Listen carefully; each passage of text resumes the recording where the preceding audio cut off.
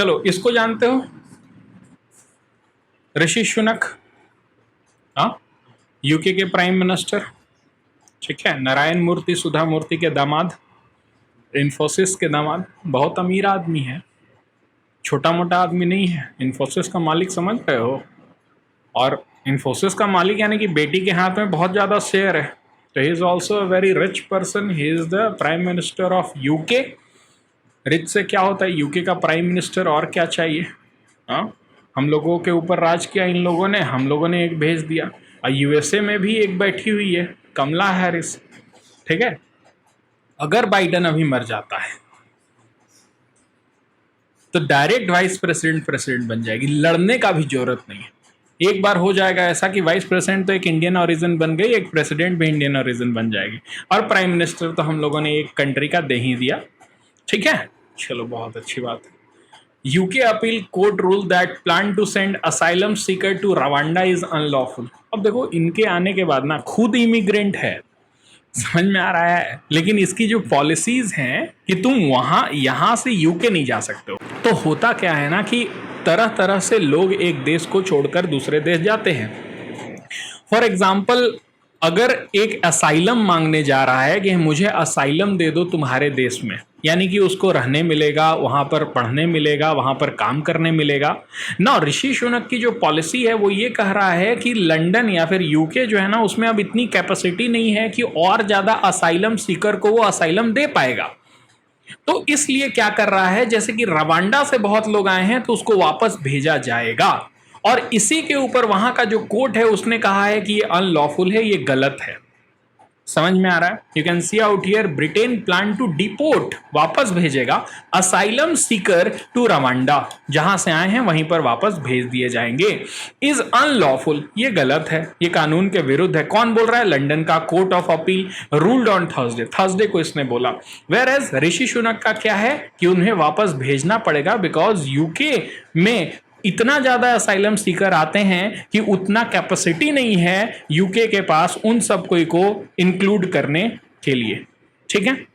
No major setback for prime minister Rishi Sunak who has pledged to stop migrant. इन्होंने pledge किया था, एक migrant ने प्लेज किया कि अब और माइग्रेंट नहीं आएगा, ठीक है। Arriving across the channel in A small boat, छोटे छोटे बोट में पहुंच जाते हैं। अब इसका भी कोई दिक्कत नहीं है यूके का, यूके पहुंचने के लिए जान दे देते हैं लोग, समझ में आ रहा है।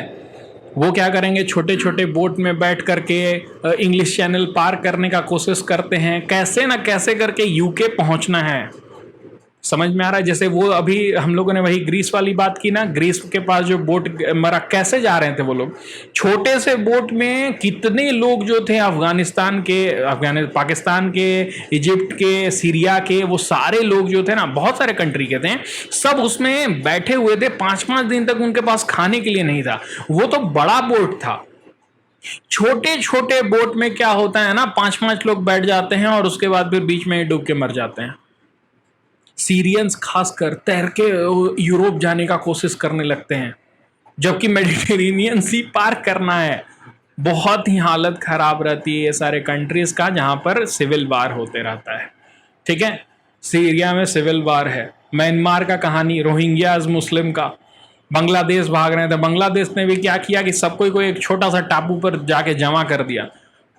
आएगा, बारिश होगी, मर जाएंगे वो लोग, इस तरह का सिचुएशन है। मलेशिया, इंडोनेशिया, वो लोग क्या करते हैं, छोटे छोटे नाव पर बैठ करके जाने लगते हैं, बीच में ही रास्ता खो जाते हैं, मर जाते हैं। तो ऐसा सिचुएशन ही क्रिएट हो जाता है कि ये अपने देश छोड़ने के बाद फिर बेटर फ्यूचर के लिए दूसरे देश के लिए मूव करते हैं। क्या आज इस कंडीशन में है ये देश, भारत में कोई छोड़ के जाना बहुत सही है। कहां मिलेगा, तुम ब्रिटेन में 2 रुपया चावल मिलेगा अगर तुम्हारे पास बीपीएल कार्ड है तो। हाँ, रहना खाना हर चीज फ्री है इस देश में, एक तरह से देखा जाए तो, ठीक है। कटोरा लेकर बैठ जाओगे और ज्यादा मिलेगा। मैं ट्रेन से अभी जा रहा था, मैंने क्या देखा, एक आदमी आया, ठीक है, मोटा तगड़ा, भीख मांग रहा था, ठीक है। और जैसे ही उसने कटोरा आगे किया, उसने बोला कि इतना मोटा तगड़ा आदमी हो यार, तुम भीख मांग के खाते हो। तो ऐसे करता है वो, डरा रहा है उसे, भिखारी डरा रहा है आदमी को। और डर रहा है वो। समझ में आ रहा है? ये रियलिटी है। तो यहाँ खाने की दिक्कत नहीं है, मार के या भीख मांग के हर तरह से आदमी खा सकता है। छोड़ो उस बात को, इस पर आते हैं। Under a deal struck last year, Britain government plan to send tens of thousand of asylum seeker, thousands of asylum seeker, ठीक ना, जो कि मांग रहे हैं यहाँ पर, उन्होंने अप्लाई किया होगा, यहाँ पर वो आके रह रहे हैं, थोड़ा मोड़ा काम कर रहे हैं, खा पी रहे होंगे, उनको क्या करने वाले हैं, भेजने वाले हैं। Now you can see out here क्या होते हैं डिफरेंस, ये समझो। रिफ्यूजी कौन है, आईडीपी कौन है, असाइलम सीकर कौन है, माइग्रेंट कौन है। फॉर एग्जाम्पल तुम क्या कर रहे हो ना, खुद से वॉलंटरली तुमको अमेरिका जाने का मन है तो जाओ, तुम माइग्रेंट हो गया। voluntarily leave their home to settle permanently to another country or country for a variety of different reasons. There could be different reasons. जैसे HNWIs की बात हम लोगों ने की थी, HNWI की थी ना, high net worth income individuals. हाँ, ये वो लोग हैं जो कि अपने इच्छा से इस देश को छोड़ करके दूसरे देश जा रहे हैं ताकि उनको सोशल डेवलपमेंट बेहतर मिल सके, उनको इकोनॉमिक डेवलपमेंट बेटर मिल सके। समझ में आ रहा है? इन सब चीज के लिए वो ये देश छोड़ के जाना चाह रहे हैं, तो बहुत अच्छी बात है, उनको माइग्रेंट कहेंगे, ये पैसा भी यहां से उठा करके ले जाएंगे। लेकिन asylum seeker flee their home, वो भाग रहे हैं अपने घर से, their home and claim they are refugee, वो रिफ्यूज मांग रहे हैं, but their status has not been definitely determined. Asylum seeker और रिफ्यूजी में यही अंतर है। असाइलम सीकर जो है ना, वो अभी तक रिफ्यूजी बना नहीं है, वो रिफ्यूजी मांग रहे हैं। ध्यान से समझो इस बात को, दोनों का प्रोसेस ऐसे है। Asylum Sikar is like please let me live in your home, refugee is living in your home.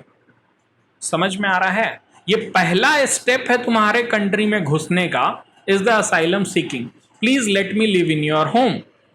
And when a person is, मान लो तुम्हारे घर में कोई ठकठकाया कि हमको थोड़ा आज भर के लिए रहने दीजिए, तो तुमने बोला कि अच्छा ठीक है आओ, यहाँ पर तुम किचन के सामने एक बेड लगा के सो जाना, तो वो असाइलम सीकर है। तुम्हारे घर में आया, वो बेड लगा के सो रहा था, उसके बाद उसने कमाना शुरू किया, तुमने बोला कि ऊपर का एक रेंट का कमरा खाली है, जाके उसमें रहने लगो, आज से तुम्हारा वही घर होगा, दैट इज द रिफ्यूजी। ठीक ना? एक परमानेंटली तुम उसको क्या कर रहे हो, कुछ ना कुछ एक दे रहे हो, ठीक है, एक सहायता दे रहे हो। और भी बहुत से, देखो असाइलम सीकर और रिफ्यूजी दोनों में ये है कि दोनों काम कर सकते हैं, पढ़ सकते हैं, ठीक ना। पर रिफ्यूजी का क्या होता है, और ज्यादा राइट्स मिल जाते हैं, जैसे तुम ट्रैवल कर सकते हो उस कंट्री के पासपोर्ट के ऊपर। समझ में आ रहा है? एक असाइलम सीकर नहीं कर सकता है। You can see out here, flee their home, cross an international border and cannot return because they fear their lives are in danger. Refugee वो भी होते हैं, ठीक है। असाइलम सीकर और रिफ्यूजी में मैंने अंतर तुम्हें बता दिया, पर रिफ्यूजी जो है ऑफ कोर्स भागा होगा, अब वो वापस नहीं जा सकता है क्योंकि डर है कि उसे मार दिया जाएगा। जैसे अफगानिस्तान के बहुत सारे अफगानिस्तानी जो हैं वो भारत में अभी तक बैठे हुए हैं तालिबान के डर से। उन लोगों ने रोड पर दुकान लगा दिया है दिल्ली में, और भारत सरकार भी बोल रहा है कोई दिक्कत नहीं है, रहो जब तक ले मन है, वीज़ा एक्सटेंड होते रहेगा।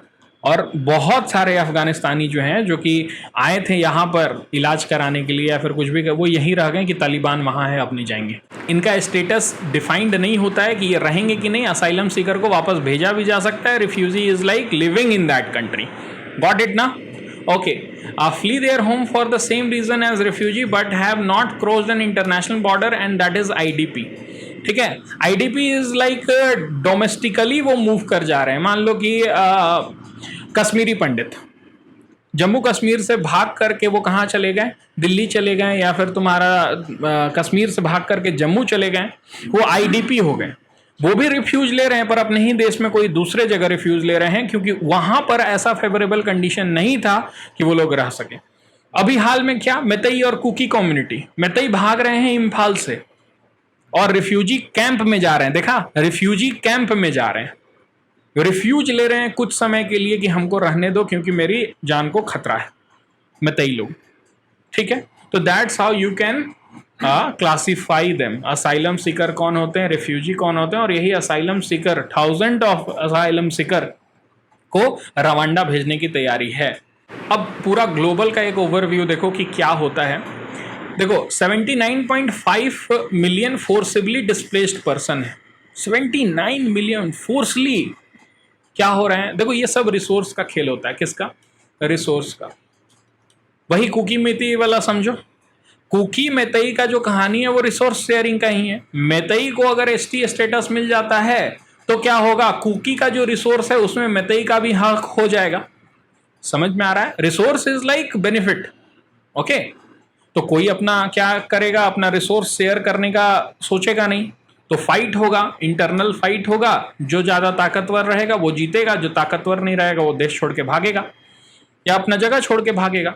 तो you can see out here, ये सब फोर्सली डिस्प्लेस जो है ना, वो सब ताकत की लड़ाई है, रिसोर्स की लड़ाई है, पैसे की लड़ाई है। 45.7 मिलियन तो आईडीपी हैं, इंटरनल डिस्प्लेस्ड पर्सन। मैंने बताया जो घर, जैसे कि कुकी मेतई वाला या फिर कश्मीरी पंडित वाला, अपने ही घर में 45 मिलियन। पूरे दुनिया में देखा जाए तो लार्जर पोर्शन यही होता है कि अच्छा ठीक है, देश छोड़ के नहीं जा रहे हैं, पर हम लोग क्या कर रहे हैं, रिफ्यूज कैंप में चले जा रहे हैं।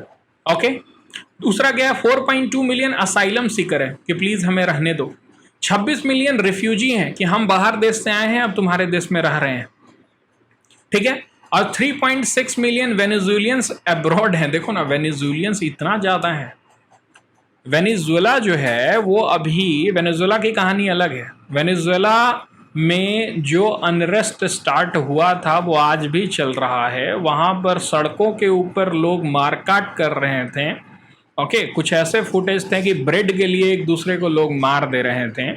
समझ में आ रहा है? तो ऐसा जब सिविल वार अनरेस्ट शुरू हो जाएगा वहाँ पर, तो क्या होगा, वेनेजुएला को पूरी तरह से ब्लॉक कर दिया है। वहाँ की जो गवर्नमेंट है, वहाँ की जो ये है, उसको पूरी तरह से क्या कर दिया गया है, ब्लॉक्ड है। किसी देश के साथ अभी रिलेशनशिप उसका नहीं चल रहा है। वेनेजुएला एक ऑयल प्रोड्यूसिंग कंट्री है, लेकिन उसका ऑयल कोई खरीद नहीं रहा है, उसकी हालत ख़राब है। और इसीलिए उतना ख़राब हालत में सारे लोग क्या कर रहे थे, छोड़ करके भाग रहे थे। समझ में आ गया? टॉप इंटरनल डिस्प्लेस्ड कंट्री मतलब अंदर ही अंदर भाग रहा है, तो सबसे पहले तो सीरिया ही हो गया। सीरिया में सिविल वार चल रहा है। सीरिया का फुटेज देखोगे ना तो तुम लोग डर जाओगे। सब शहर के शहर खत्म है। दमस्कस की तो हालत खराब है। मतलब पूरा जैसे 4 तल्ला घर है तो 1 तल्ला दिखाई दे रहा है। ठीक है, और ऐसे ऐसे पूरा, जैसे मान लो कि अभी तुम निकल रहे हो यहाँ से, कितना सुंदर दिखाई देता है। चारों तरफ तुम्हारा यही है, दुकान ही दुकान है, बिल्डिंग्स ही बिल्डिंग्स है। और जब तुम मूव करोगे और देखोगे कि चारों तरफ कुछ नहीं है, वो है हाल सीरिया का। ठीक है, जो बड़े बड़े बिल्डिंग हुआ करते थे वो जमीन दोष हो गए हैं। कोलंबिया, कोलंबिया भी कहाँ है, वेनेजुएला के बगल में है। Venezuela, Ecuador, Colombia. ठीक है, समझ में आ रहा है? कोलंबिया में भी ड्रग कार्टेल का बहुत ज़्यादा ये था, वहाँ पर बहुत ज़्यादा फाइट वाइट चलता है।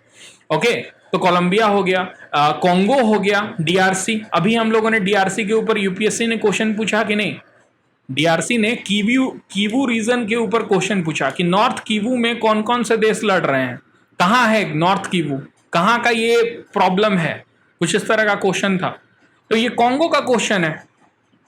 देखो ये जो है ना डिस्प्लेस्ड कंट्री, अब यहां क्वेश्चन बार बार आया है। क्या अफगानिस्तान के ऊपर क्वेश्चन नहीं आया है? क्या यमन के ऊपर, कोंगो के ऊपर, कोलंबिया के ऊपर नहीं आया है? लेकिन सीरिया के ऊपर आया है। सीरिया किसके साथ बॉर्डर शेयर करता है, इजराइल किसके साथ करता है, ये सारे क्वेश्चन हैं। तो क्वेश्चन कहीं और से नहीं आता है, जो न्यूज में होगा उससे आएगा। And it is in news. Regular basis पर तुम देखोगे कि यमन के ऊपर क्या होगा, हौती रेबल्स के ऊपर आ जाएगा। Yemen is fighting against Saudi Arabia. Afghanistan का क्वेश्चन हम लोगों ने अफगानिस्तान कितनी बार बोल दिया, क्योंकि वो न्यूज में है। ये बात समझ में आ रहा है? कौन से कंट्री हैं जो सबसे ज्यादा रिफ्यूजी को रखते हैं? तो तुर्की। क्यों तुर्की है पता है? क्योंकि सीरिया से भाग के तुर्की ही तो जाते हैं। समझ में आ रहा है? कोलंबिया में भी कोलंबिया में क्यों है? क्योंकि ये वेनेजुएलन भाग के कोलंबिया जाते हैं। ठीक है, पाकिस्तान, समझ में आ रहा है? पाकिस्तान में भी रिफ्यूजी लोग बहुत भरते हैं। युगांडा, ओके, जर्मनी, ये सारे कंट्री सबसे ज्यादा रिफ्यूजी को होस्ट करता है। एकदम रिफ्यूजी कौन नहीं लेता है? पोलैंड। किसको नहीं लेता? बोलता है रिफ्यूजी लेंगे सबसे ज्यादा। ये किसको रिफ्यूजी लेगा? बोलेगा यूक्रेनियन, अगर तुमको आना है काम करने आ जाओ। लेकिन अगर कोई भी इस्लामिक स्टेट का मतलब मुस्लिम पीपल कोई भी अगर जा रहे हैं, पोलैंड बोलेगा कि एकदम इंटर नहीं करना है। इससे जो स्ट्रक्चर है हमारा सोसाइटी का वो हिंडर होगा, और इस्लामिक जो कल्चर है वो पेनिट्रेट करेगा हमारे सोसाइटी में, और इसके लिए हमें चुना नहीं गया है। And that's why we are not going to allow any Muslim. So Germany के बगल में ही पोलैंड है, दोनों बॉर्डर शेयर करते हैं। एक टॉप 5 में रिफ्यूजी होस्ट करता है और एक एकदम रिफ्यूजी होस्ट नहीं करता है। ये बात समझ में आ रहा है तुम लोगों को? Did you know 73% of refugee are hosted in neighbouring countries? Of course neighbouring country का एग्जांपल अगर तुम्हें देना है तो सिंपल दो कि म्यांमार के सबसे ज़्यादा जो रिफ्यूजी थे वो कहाँ घुसे? बांग्लादेश। ठीक ना? बांग्लादेश में जब पाकिस्तानी एट्रोसिटीज कर रहे थे, बंगालियों को मार रहे थे, बोल रहे थे उर्दू बोलो, ठीक ना, तो सबसे ज़्यादा कहाँ घुस रहे थे? भारत। तुम्हें क्या लगता है इंदिरा गांधी ने क्यों अटैक किया बांग्लादेश के ऊपर? रिफ्यूजी क्राइसिस के वजह से। इंदिरा गांधी का स्टेटमेंट है कि यूएन आके यहाँ पर क्या करेगा? ये देखेगा कि कितना बांग्लादेशी घुस रहे हैं। हर दिन मिलियंस ऑफ बांग्लादेशी बांग्लादेश से छोड़ करके भारत में घुस रहे हैं। हाँ, ऐसा ही होते रहा तो फिर बांग्लादेश बनाया कहा गया था जब 5 लोग रहेगा उसमें, और फिर मुक्ति वाहिनी बनाया गया, मानिक शॉ के अंडर में लड़ाई हुआ और बांग्लादेश को आज़ाद कराया गया। ठीक ना? So these are the point. Refugee अगर आएंगे तो बगल के ही कंट्री में आएंगे, और कहाँ जाएंगे? इसका 2 एग्जाम्पल मैंने तुम लोगों को दे दिया। ये सारे कुछ डाटा हैं जो कि तुम डाटा यूज़ करोगे कहाँ? अपने मेंस आंसर राइटिंग में। समझ में आ रहा है? ग्लोबल डाटा को पुट करने से तुम्हारे आंसर में स्ट्रेंथनिंग होगी। Okay, these are the point. जैसे ये डाटा को यूज जरूर करना। 73% रिफ्यूजी अपने नेबरिंग कंट्रीज में जाते हैं। ओके, तो यहाँ से जो निकलता है वो निकाल लेना।